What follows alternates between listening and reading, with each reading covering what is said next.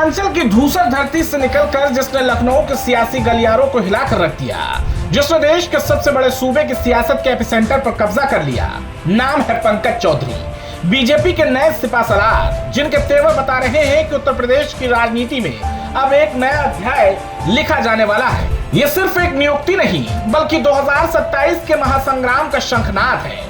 पंकज चौधरी ने कमान संभालते ही विरोधियों को खुली चुनौती दे दी है। वो दम भर चुके हैं कि विपक्षी खेमे के सियासी महत्वाकांक्षाओं के ताबूत में आखिरी कील ठोकने का वक्त आ गया है। समाजवादियों के गढ़ को ढहाने और साइकिल के रफ्तार को कुंद करने के लिए चक्रव्यूह तैयार हो चुका है।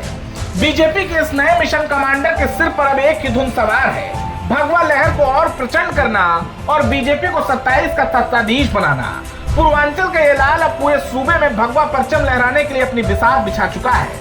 विरोधियों के गढ़ में खलबली है, क्योंकि लखनऊ के सिंहासन पर अब पूर्वांचल के कड़क मिजाज नेता की एंट्री हो चुकी है। वो नेता जो जमीन से उठा, जिसने सियासत की बारीकियों को जिया और आज सूबे की राजनीति का सबसे बड़ा चेहरा बनकर उभरा है। पंकज चौधरी की सीधी नजर अब सीधे 2027 के विधानसभा चुनाव पर है।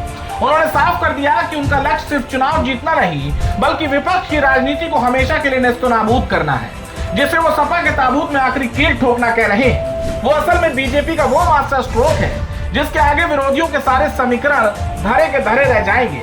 27 के सत्ताधीश की कुर्सी तक बीजेपी को पहुंचाने का ये सबसे बड़ा और सबसे कड़ा इम्तिहान है, जिसके लिए चौधरी ने कमर कस ली है। उत्तर प्रदेश में पीडीए के चक्रव्यूह ने दिल्ली तक की सत्ता को हिला दिया था।